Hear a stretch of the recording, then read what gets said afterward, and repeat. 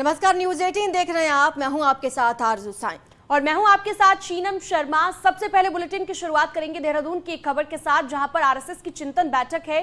5 अप्रैल से 11 अप्रैल तक मंथन चलेगा। रायवाला में मंथन को जुटेंगे संघ के थिंक टैंक। आज शाम को पहुंचेंगे संघ प्रमुख मोहन भागवत। और साथ ही जानकारी आपको दे दें कि सर कार्यवाह दत्तात्रेय और सह सर कार्यवाह मनमोहन वैद्य भी यहां पर मौजूद रहेंगे। इनकी टीम यहां पर पूरी मौजूद रहेगी।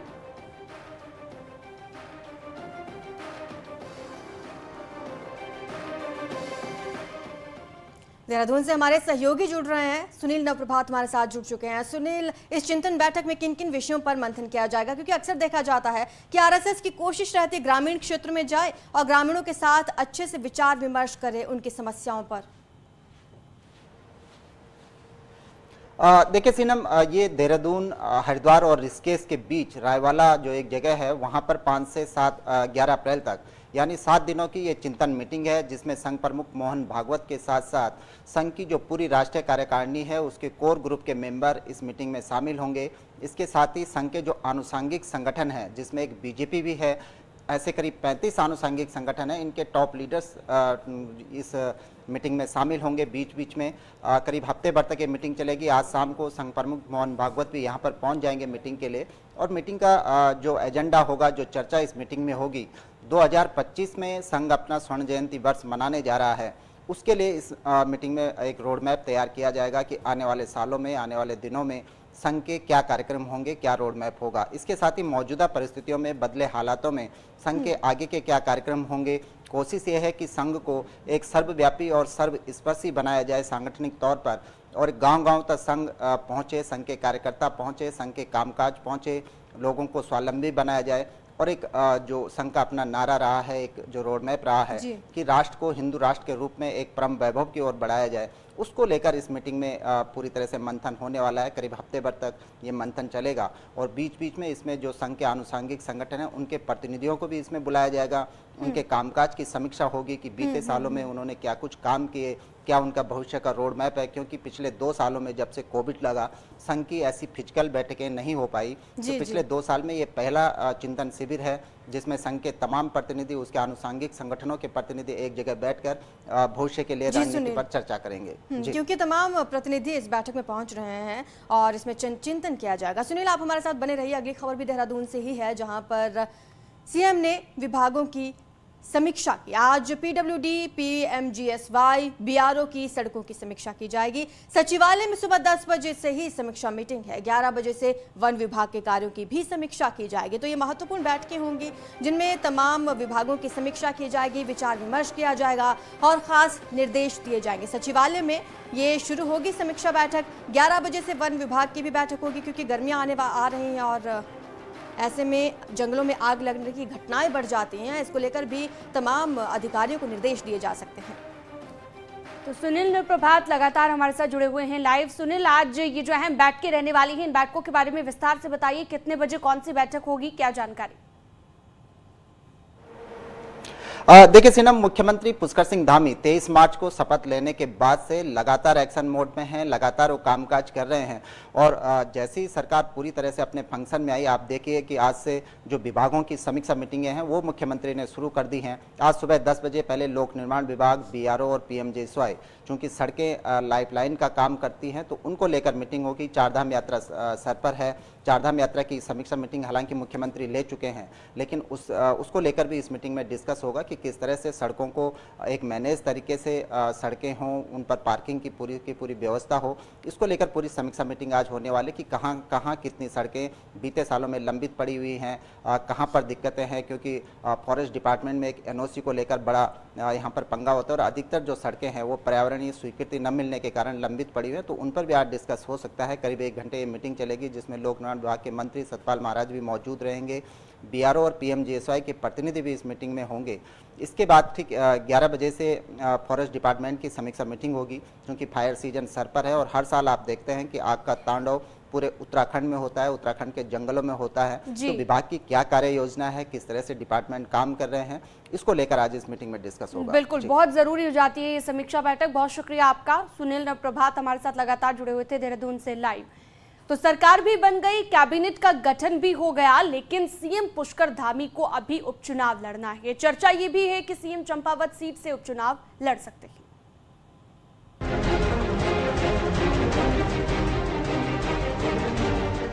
सीएम पुष्कर धामी को 6 महीने के भीतर किसी एक सीट से चुनाव जीत कर आना होगा। ऐसे में वो कौन सी सीट होगी, इसको लेकर अटकलें तेज हो गई हैं। खासकर दोबारा सीएम बनने के बाद धामी के चंपावत के पहले दौरे में ही इन चर्चाओं को और तेज कर दिया गया है कि धामी चंपावत से ही बाई इलेक्शन में उतरेंगे। चंपावत से विधायक कैलाश गहतोड़ी उन विधायकों में शामिल हैं जिन्होंने सबसे पहले धामी के लिए सीट छोड़ने का ऑफर दिया था। कैबिनेट मंत्री चंदन रामदास भी मानते हैं कि धामी के लिए चंपावत सीट ही सबसे मुफीद रहेगी। चंपावत सीट में हमारे जो पुराने माननीय विधायक जी चुनाव लड़े हैं, बहुत अच्छे मतों से जीते हैं, वहाँ काम भी किया है और चूंकि धामी जी का लगा हुआ क्षेत्र भी रहा है, काम करते रहे हैं, तो मुझे लगता है कि यदि वो निर्णय लेंगे तो सकारात्मक रहेगा। देखिए, माननीय मुख्यमंत्री जी को बिल्कुल ठीक है कि 6 महीने के अंदर विधायक बनना है और जहाँ से पार्टी हाईकमान कहेगा और जो सीट खाली होगी उसी से चुनाव लड़ेंगे, स्वाभाविक है। तो अब देखते हैं भविष्य में जो सीट खाली होगी वहाँ से मुख्यमंत्री जी चुनाव लड़ेंगे और जीतेंगे। लगभग 96,000 मतदाता वाली चंपावत सीट मुख्यमंत्री की परंपरागत खटीमा विधानसभा सीट से लगी हुई है। चंपावत सीट लगातार दूसरी बार बीजेपी के खाते में गई है। वहीं चंपावत से चुनाव लड़ने की सुगबुगाहट के बीच स्थानीय लोग भी खासे उत्सुक हैं। पुष्कर सिंह धामी जी हैं जो एक युवा हैं, उनके अंदर एक नया जोश है जो कि वो युवाओं की जो है समस्याओं को समझ सकते हैं। अभी हमारे पास जो युवा वर्ग है बेरोजगार है, हमारी शिक्षा की समस्या है, स्वास्थ्य की समस्या है, परिवहन की जो समस्या है उसको दूर करने के लिए वो जो आजकल जो समस्याएं हैं उनको समझ सकते हैं भली भांति। और पूरा प्रधान संगठन और इस क्षेत्र की जनता उनके चुनाव लड़ने पर उनका पूर्ण सहयोग करेगी। सीएम बनने के बाद सबसे पहले चंपावत का दौरा। चंपावत में 2 दिन में जनसभाएं, मां पूर्णागिरी के मंदिर में पूजा अर्चना और चाय की दुकान पर चाय पीना, ये संकेत हैं कि इन 2 दिन में सीएम वहां की जनता के मन की थाह ले आए हैं। संभावना ये भी है कि सीएम बिना देरी जल्द ही इसका ऐलान भी कर सकते हैं। न्यूज़ 18 के लिए चंपावत से कमलेश भट्ट के साथ देहरादून से सुनील नप्रभात की रिपोर्ट। सीएम पुष्कर सिंह धामी ने रविवार को मुख्यमंत्री आवास में निरंजनी पीठाधीश्वर स्वामी कैलाशानंद और अध्यक्ष अखाड़ा परिषद स्वामी रविंद्रपुरी का स्वागत कर उनका आशीर्वाद प्राप्त किया। इस दौरान महामंडलेश्वर स्वामी कैलाशानंद ने कॉमन सिविल कोड लागू करने की दिशा में राज्य सरकार की पहल की सराहना भी की।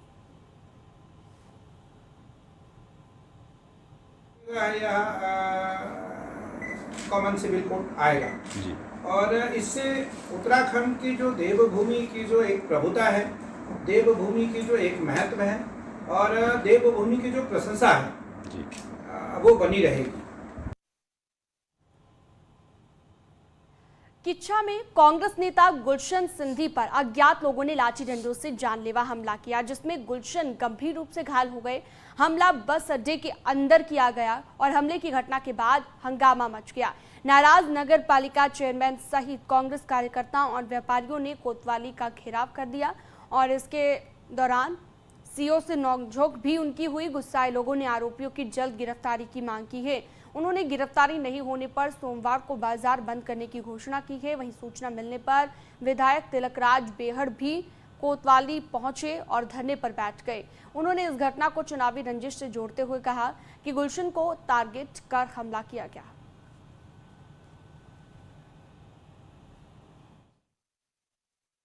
करीब दोपहर के बाद रोडवेज पे गुलशन सिंधी पे हमला हुआ है। इसमें अज्ञात व्यक्ति द्वारा हमला किया गया है। तो उसमें अभी तक कोई तहरीर नहीं आई थी, अब तहरीर आ गई है। तहरीर पे मुकदमा दर्ज कर लिया गया है। जो भी अपराधी होंगे उन्हें बख्शा नहीं जाएगा, उनके खिलाफ सख्त कानूनी कार्रवाई की जाएगी। इस समय उसके हालत, दोनों पैर तोड़ दिए गए हैं, कुल्ला तोड़ दिया गया है, कंधा तोड़ दिया गया है, रोडें मारी गई हैं, रोडों से उसको घायल किया गया है। ये खुलेआम गुंडागर्दी है और ये कहकर मारा गया कि तुम राजनीतिक बहुत चुनाव लड़ाते हो, बहुत राजनीतिक तुम्हें चुनाव लड़ाने की वो है, तो उसको टारगेट करके मुझे जानबूझकर उसके ऊपर हमला किया गया है। स्वास्थ्य मंत्री भी एक्शन मूड में हैं। रविवार को स्वास्थ्य मंत्री धन सिंह रावत ने हरिद्वार के जिला अस्पताल पहुंचकर फूड पॉइजनिंग के शिकार लोगों का हाल जाना। इस दौरान स्वास्थ्य मंत्री ने डॉक्टर और स्टाफ को इलाज में कोई कोताही न बरतने के निर्देश दिए। धन सिंह रावत ने कहा कि मामले में प्रशासन को निर्देश दिए गए हैं कि कुट्टू का आटा बेचने वाले थोक और फुटकर दुकानदारों पर सख्त कार्रवाई की जाए। आपको बता दें कि हरिद्वार में जेबी सुबह कुट्टू का आटा खाने से 100 से ज्यादा लोगों की तबीयत खराब हो गई थी, जिसके बाद स्वास्थ्य विभाग और प्रशासन में हड़कंप मच गया था।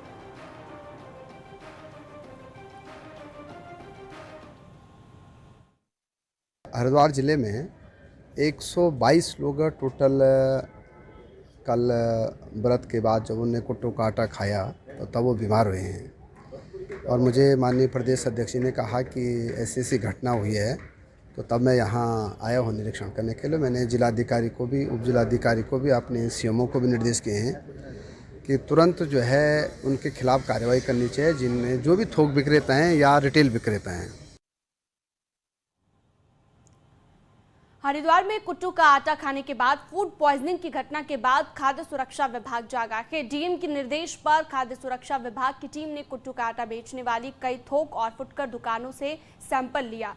जिला खाद्य सुरक्षा अधिकारी ने बताया कि विभाग की टीम समय समय पर सैंपलिंग करती है और फूड पॉइजनिंग की घटना के बाद से सैंपलिंग की कार्रवाई को तेज कर दिया गया है।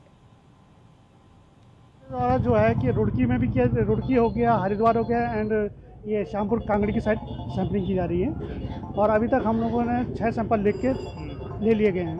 तो पहले भी नहीं, उससे पहले भी हमारे यहाँ से हर समय सैंपलिंग भी होती रहती है।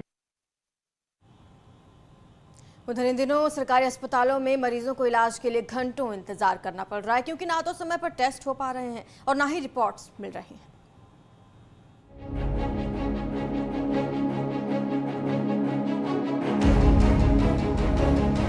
कोरोना काल में उपनल और पीआरडी के तहत ड्यूटी पर लगाए गए 2200 कर्मचारियों को नौकरी से हटाने का असर अब अस्पतालों पर दिखने लगा है।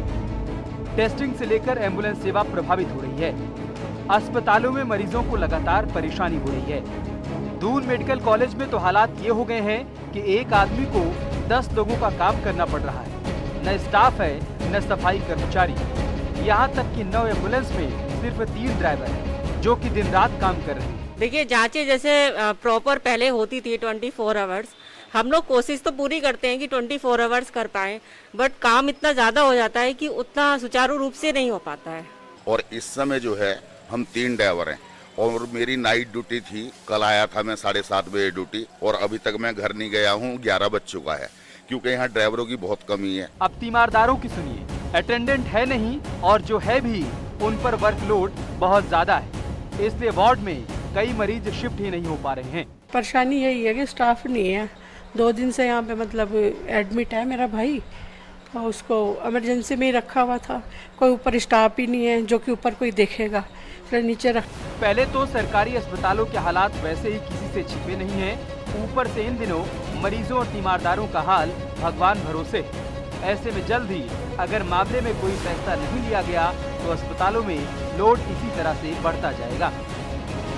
न्यूज़ 18 के लिए देहरादून से भारती सकलानी उनियाल की रिपोर्ट। परिवहन निगम अपने खर्चे कम करने और घाटे से उभरने के लिए अब अपने बेड़े में सीएनजी और इलेक्ट्रिक बसों की संख्या बढ़ा सकता है। इसके लिए बेड़े में शामिल बसों को भी सीएनजी में कन्वर्ट किया जा सकता है। परिवहन मंत्री चंदन रामदास ने इस संबंध में प्रस्ताव तैयार करने के विभागीय अधिकारियों को निर्देश जारी कर दिए हैं, जिसके तहत सभी जिलों और खासकर 4 धाम यात्रा रूट पर चार्जिंग पॉइंट बनाए जाएंगे और इस समय परिवहन निगम करीबन 150 करोड़ के घाटे में चल रहा है। विभाग को दिए हैं कि एक तो तत्काल सीएनजी की बसें बढ़ाई जाए और दूसरा 4 धाम रूट पर इलेक्ट्रिकल बसों की मात्रा बढ़ाई जाए और एक प्रपोजल बनाएं कि हर डिस्ट्रिक्ट हेडक्वार्टर पर कम से कम चार्जिंग स्टेशन बने। ऊर्जा की दिशा में अब उत्तराखंड आगे बढ़ने लगा है और लंबे समय से बंद पड़ी परियोजनाओं पर फिर से काम शुरू होगा। इन 10 परियोजनाओं से प्रदेश को 770 मेगावाट बिजली मिलेगी।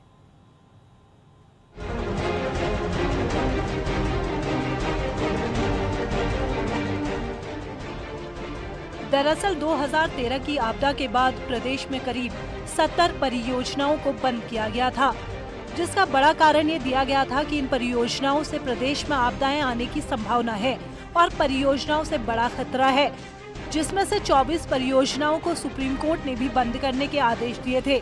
लेकिन इन परियोजनाओं के बीच 10 ऐसे हाइड्रो प्रोजेक्ट्स थे जिन पर किसी भी प्रकार की आपत्तियां नहीं थी, लेकिन इनको भी बंद कर दिया गया था। इन परियोजनाओं से करीब 770 मेगावाट बिजली मिलेगी। अब दोबारा शुरू होने वाली इन परियोजनाओं की बात करें तो इनमें 300 मेगावाट की बवाला नंदप्रयाग, 252 मेगावाट की देवसारी परियोजना, 100 मेगावाट की नंदप्रयाग लंगासू परियोजना, 24 मेगावाट की भिलंगना 2A और 2B परियोजना के साथ 21 मेगावाट की भिलंगना 2C परियोजना भी शामिल है। वहीं 24 मेगावाट की मेलखेत, 13 मेगावाट देवाली, 6 मेगावाट कालीगंगा 2 के साथ 6 मेगावाट की कोटबूड़ा नगर परियोजना भी शामिल है।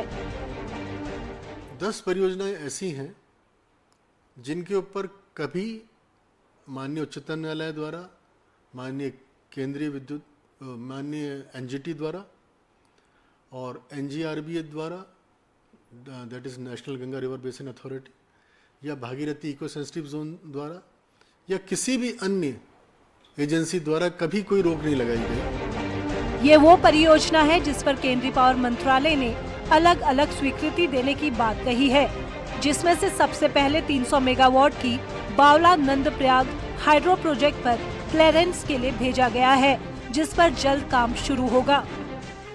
इन 10 परियोजनाओं को शुरू करने के लिए उत्तराखंड राज्य सरकार भी बहुत प्रयासरत थी, ऊर्जा विभाग, और इसको टेकअप किया हमने विद्युत मंत्रालय के साथ। विद्युत मंत्रालय ने भी इसमें यही स्टैंड लिया कि हाँ, जिन परियोजनाओं पे कोई भी आपत्ति नहीं की गई है कभी भी किसी एजेंसी द्वारा। इन परियोजनाओं के पाइपलाइन में आने से प्रदेश में चल रही बिजली की किल्लत तो दूर होगी ही, साथ ही प्रदेश में रोजगार के भी नए आयाम खुलेंगे। न्यूज़ 18 के लिए देहरादून से न्यूज़ 18 के लिए सत्येंद्र बर्तवाल की रिपोर्ट।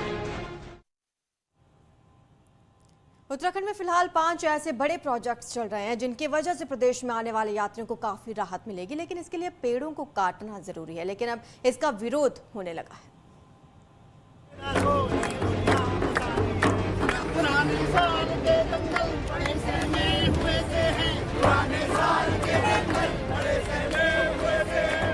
कर्णप्रयाग से भराड़ी सैंड और कर्णप्रयाग से रानीखेत के बीच रोड का double lane, Delhi Dehradun elevated road का काम, इसके साथ ही सबसे महत्वपूर्ण 4 धाम प्रोजेक्ट, ये सरकार के कुछ ऐसे महत्वाकांक्षी प्रोजेक्ट हैं जिसकी वजह से प्रदेश में आने वाले यात्रियों की यात्रा सुगम होगी। लेकिन इस विकास की भेंट 1 लाख से ज्यादा के पेड़ चढ़ चुके हैं। अब इससे पर्यावरण प्रेमी चिंतित हैं। हम बस यही बात कह रहे हैं कि जो सालों पुराने पेड़ हैं, या तो जितने शिद्दत से ये पेड़ काट रहे उतनी शिद्दत से पहले पेड़ लगाए जाएं, तब हमको भी एक संतुष्टि रहे कि नहीं, पेड़ लगाए गए हैं, उसके बाद ये कार्यक्रम चल रहा है। लेकिन ये चीज़ एक कॉम्पनसेशन दे नहीं रही है। अभी भी दिल को यही लग रहा है कि जब ये पेड़ कट जाएंगे, ये पूरा प्रोजेक्ट खत्म हो जाएगा, तो जो कॉम्पनसेशन पेड़ों की बात है वो अपना ही साइड में चली जाएगी, उसका कुछ होगा नहीं। फिलहाल दून दिल्ली एलिवेटेड कॉरिडोर में तकरीबन 11,000 पेड़ काटे जा रहे हैं। अकेले आशा रोड़ी की बेल्ट में 2,500 पेड़ इस प्रोजेक्ट की चपेट में हैं, जिसमें शाल का पूरा जंगल आ रहा है। शाल के ये पेड़ 100 साल से भी पुराने बताए जा रहे हैं। लोगों का विरोध है कि वन विभाग एक पेड़ काटने के बदले 10 पेड़ लगाने की बात करता है, लेकिन ऐसा हो नहीं रहा।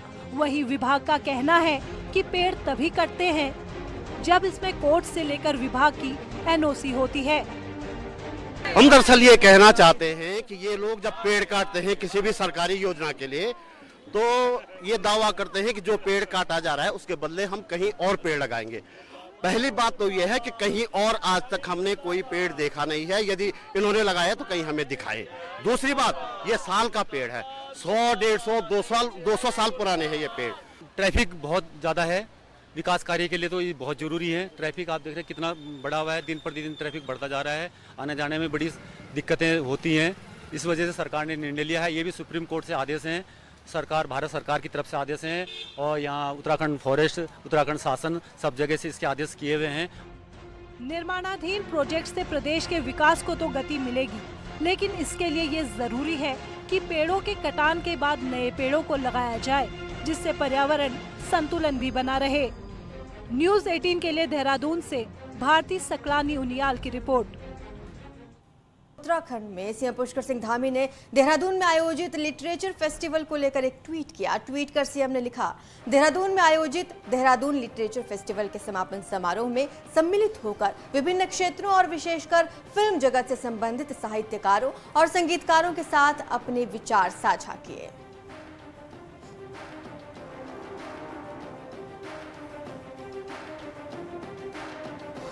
और यहाँ एक छोटे से ब्रेक के लिए रुकेंगे, कहीं मत जाइएगा।